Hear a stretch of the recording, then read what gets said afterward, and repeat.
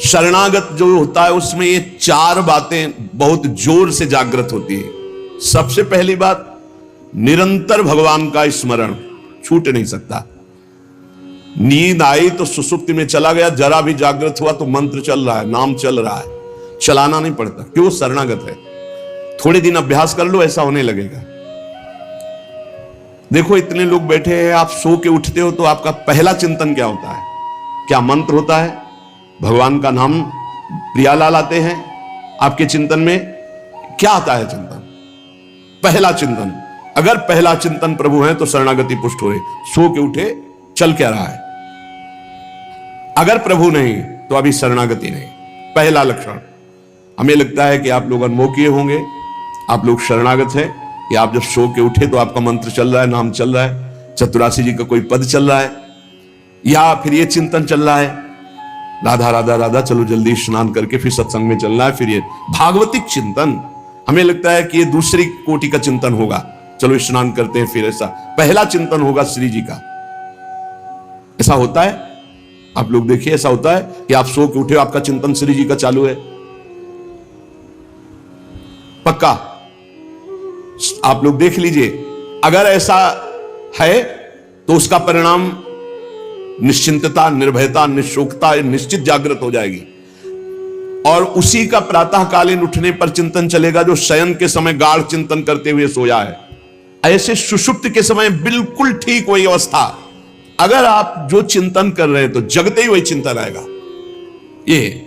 और अगर जीवन भर भजन किए तो मरते समय वही चिंतन आएगा, पक्का। जैसे जगते समय ऐसे मरते समय। इसीलिए भक्त निश्चिंत हो जाता है शरणागत। पहला, शरणागति का जांच करो हृदय में, भगवान का निरंतर चिंतन, प्रभु का निरंतर भजन। अगर नहीं हो रहा तो किसी अन्य का आश्रय लियो, वस्तु का, व्यक्ति का, स्थान का, भोग का। लिख लो आप दिमाग में चाहे कागज में।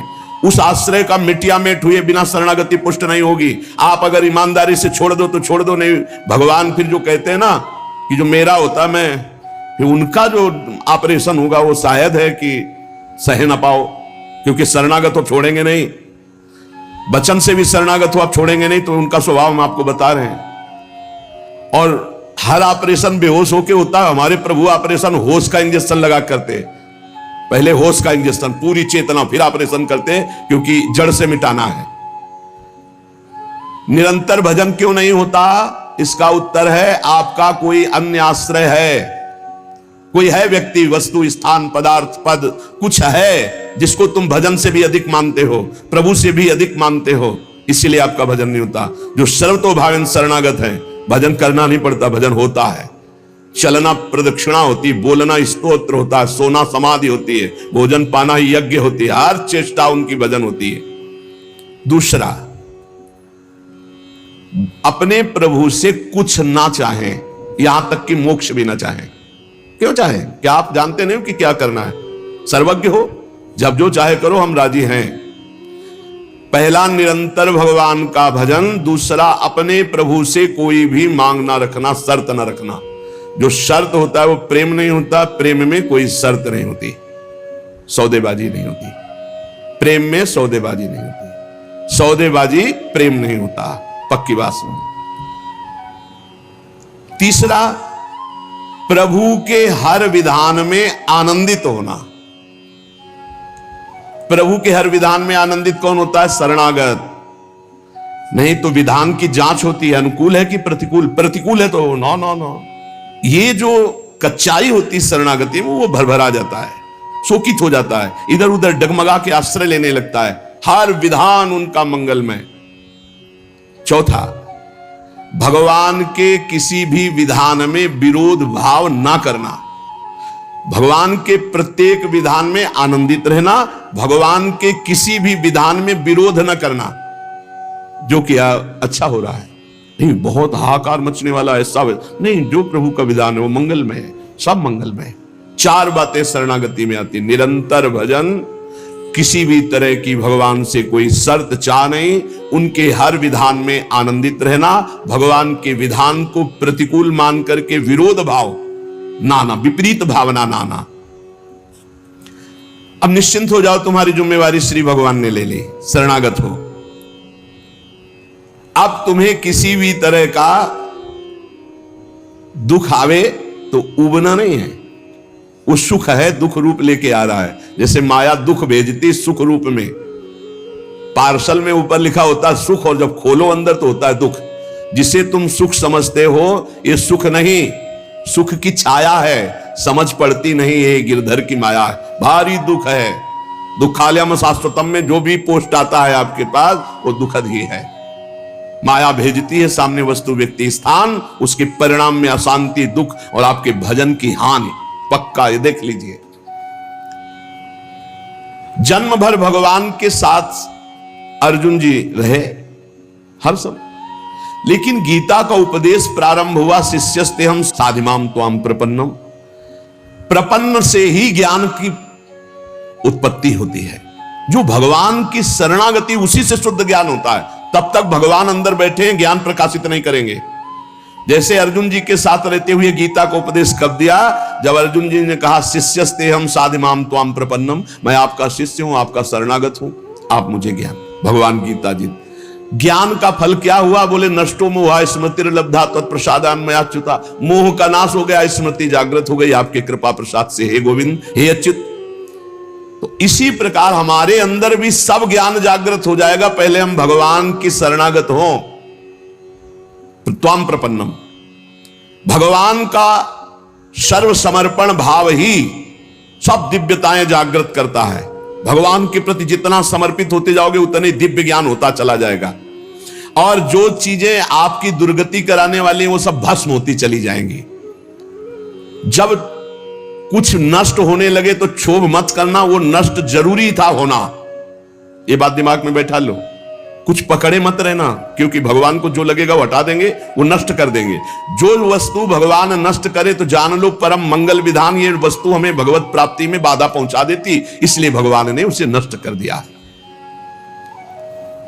भगवान को समर्पित वस्तु के नष्ट होने में तुम्हें क्यों जलन हुई? क्योंकि तुमने तो भगवान को अपना सर्वस्व मानकर समर्पित कर दिया। अब तुम्हारे पास अपना कहलाने के लिए सिर्फ भगवान है, और भगवान की सब वस्तु जब जो चाहे हटा ले, जब जो चाहे रख ले। जरा इस पर विचार करो।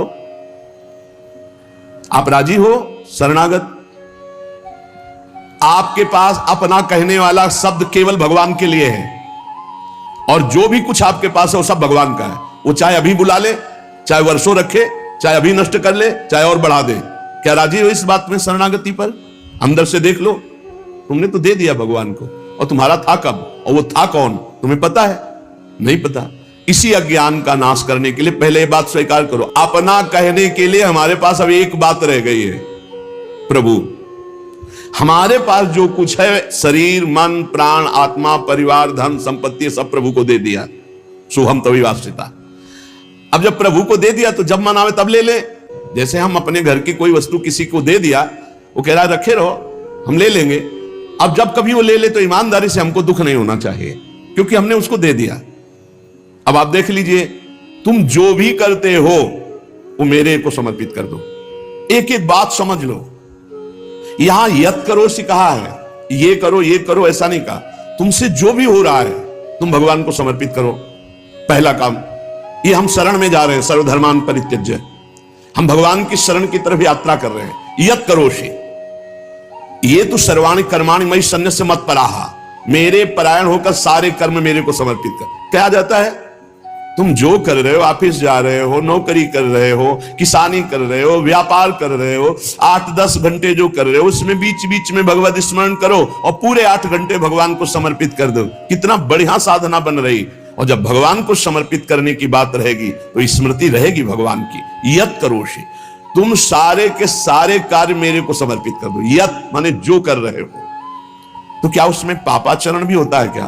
तो क्या भगवान के लक्ष्य रखने वाले उपासक में पाप वासना वाली बातें रहती है क्या? इसका मतलब सत्संग सुना नहीं, इसका मतलब सतमार्ग में भी तुम्हारा प्रवेश नहीं हुआ। नहीं तो ये प्रश्न ही नहीं उठता कि भगवत मार्ग में चलने वाले का कदम कुमार्ग में चला जाएगा। भूल न दे ही कुमार्ग पाऊं। छोटी मोटी अगर कभी कोई त्रुटि गलती हुई तो पश्चाताप की अग्नि में भस्म हो जाता है। वो भगवान को समर्पित गंदे आचरण नहीं करता, वो प्रार्थना करता है, प्रभु ये त्रुटि हो गई हमसे, हे नाथ इसको संभाल दो, मेरे बस की बात नहीं। वो भी इस तरह से प्रार्थना पूर्वक समर्पित है। यत करोषि और यदर्शनासि, जो भी तुम्हारी जिह्वा में, रसेंद्री में जाए, पानी जाए, भोजन जाए, बिना भगवान को अर्पित किए नहीं जाना चाहिए। अभी शरणागति पुष्ट हो जाएगी। जो भी कार्य करो भगवत समर्पित करो। एक स्थिति आती है जहां भगवत समर्पित करना नहीं पड़ता, स्वयं होता रहता है। वो होता है तन, मन, वाणी और अहम, इनका समर्पण जिनका हो चुका है पूर्ण रूप से। अब उनका नहीं होता कृष्णार्पणमस्तु, ये तो प्रारंभिक, पर ये जब तक स्थिति नहीं है तब तक प्रारंभिक दशा में ही हो। हर समय भगवदाकार स्थिति, कौन किसको समर्पण करे, ये स्थिति जब तक नहीं तब तक सिद्ध बनने की कोशिश न करे। आचरण जैसा आज्ञा हो रही शास्त्र की वैसे चले तो स्थिति आ जाएगी। यदश्नाशी, बिना भगवान को अर्पित किए कुछ नहीं खाना। भगवान आदेश करें जो पा रहे हो वो मेरे को अर्पित करो पहले। यदि शुद्ध शरणागति प्राप्त करना है तो जो कर्म कर रहे हो पहले, ये तो सर्वाणि कर्माणि भगवान कह रहे हैं, यत् करोषि, जो कर रहे हो मेरे को अर्पित करो। जो खा रहे हो वो मेरे को अर्पित करो। कुछ भी ऐसा खाओ मती जो भगवान को अर्पित नहीं कर सकते, ऐसा करो मती जो भगवान को अर्पित नहीं कर सकते। यज्जु होशी, अब जो भी तुम भागवतिक आचरण करते हो, हवन यज्ञ आदि, तो बोले हम तो हवन नहीं करते, हम तो यज्ञ नहीं करते। तो यज्ञानाम जप यज्ञोस्मि, यज्ञों में सबसे बड़ी यज्ञ है जप यज्ञ। तो आप जो ये जप यज्ञ कर रहे हैं ये भगवान को अर्पित करो। भगवान कह रहे हैं ददाशी, जो तुम दान देते हो, दूसरों की सेवा करते हो, उसके भोक्ता मत बनो, कर्ता मत बनो। कर्ता कैसे नहीं बनोगे? हमारी वस्तु हम दान देते हैं, नहीं नहीं, प्रभु की वस्तु है। त्वदीयम वस्तु गोविंदम तुभ्यमेव समर्पये, आपकी दी हुई वस्तु आप इस रूप में आए, आपको दे दिया। ये भगवत शरणागति पुष्ट होने का उपाय भगवान करें। यह तपस्या, जो तुम साधना कर रहे हो, जो तुम तपस्या कर रहे हो, वो सब मेरे को अर्पित कर दो। अर्थात तुम्हारी पूरे जीवन की, पूरे दिन की जितनी चेष्टाएं हैं सब भगवद अर्पित होनी चाहिए। इससे तुम्हारी शरणागति पुष्ट हो जाएगी।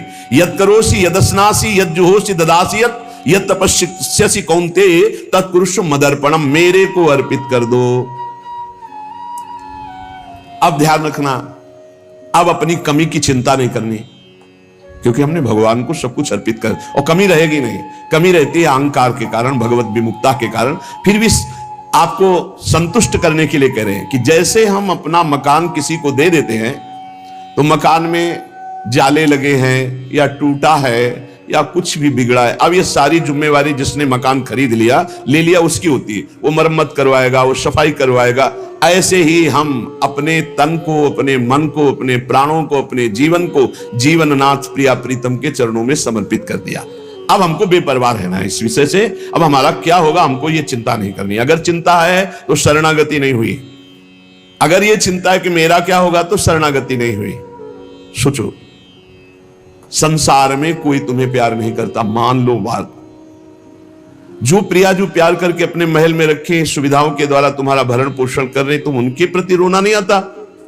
उनके प्रति तुम्हें ये गुस्सा आता है कि ये प्रतिकूलता क्यों दे दी, हमारी ये अनुकूलता की बात थी, अनुकूलता क्यों नहीं दी? अरे जिनसे तुम अनुकूलता की आशा करते थे वो तो तुम्हें देखना नहीं चाहते, अंतर की बात तुम्हें बता रहे। और जिनको तुम कभी माने नहीं, जिनके लिए कभी कुछ किया नहीं, वो तुम्हें अहेतुकी प्यार से लबालब डुबो रहे, फिर भी तुम्हारे अंदर गुस्सा आता है प्रभु के प्रति। तुम हो कौन? अरे तुम भगवद अंश हो, भगवान के द्वारा शरीर दिया गया, भगवान के द्वारा सारी व्यवस्था दी गई, तुम्हारा अस्तित्व ही श्री भगवान है। समर्पित हो जाओ तो फिर चिंता भी खत्म हो जाएगी, सब कुछ उनकी कृपा से हो जाएगा। तुम चिंता मत करो, चिंतन करो।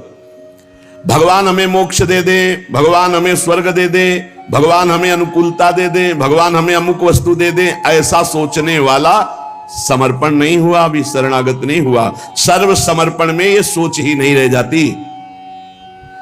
जब तक अहंकार है तब तक समर्पण का नाटक है, समर्पण नहीं। अहंकार है वहां सर्व समर्पण नहीं है। इसीलिए ये सब प्रश्न और सब चिंताएं, शोक, इनकी गुंजाइश नहीं। शरणागत के पास कोई भी किसी भी तरह की चिंता और संशय वृत्ति नहीं रहती। सर्व समर्पण हो जाने पर अब जिम्मेवारी भगवान की है, हमारी नहीं।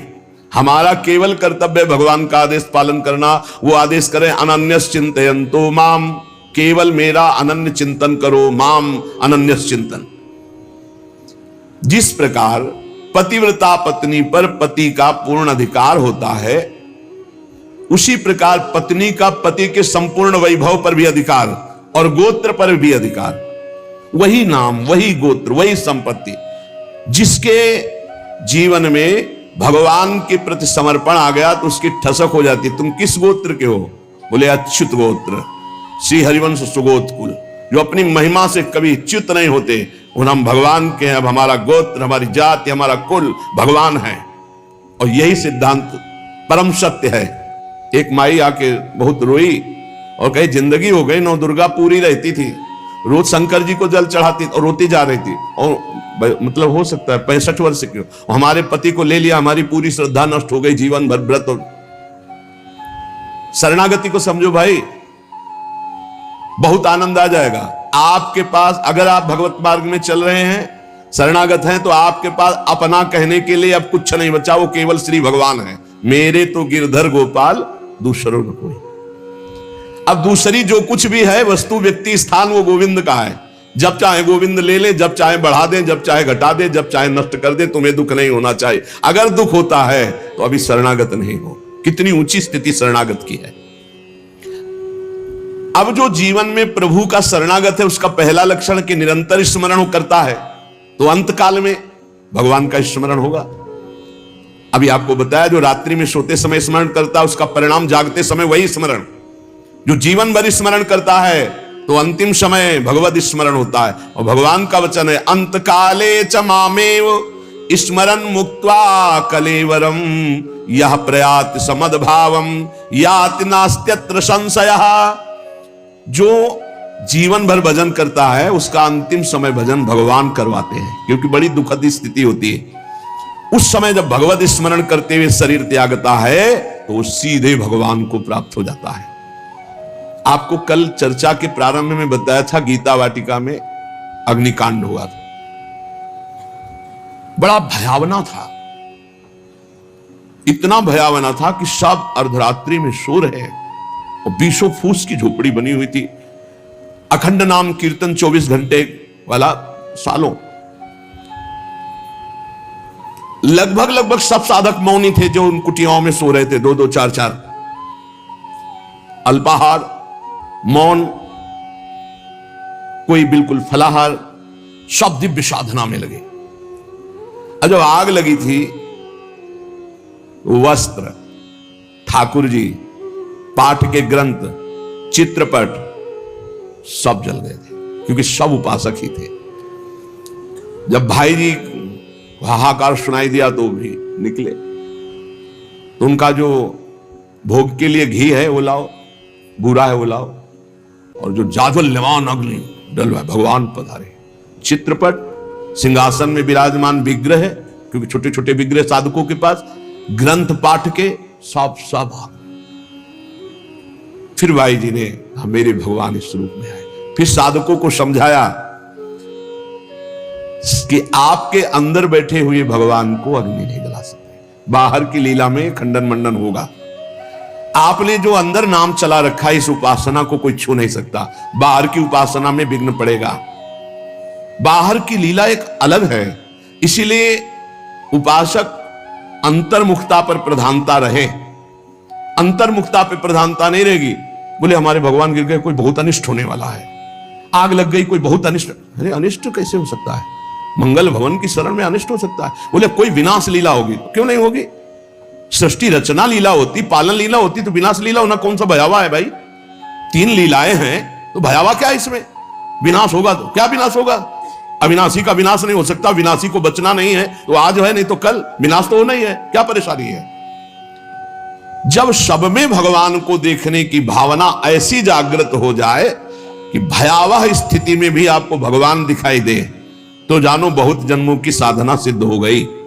भाई जी ने बूरा और घी डलवाया, इसमें लिखा है बूरा और घी डलवाया, भगवान आए, भगवान आए।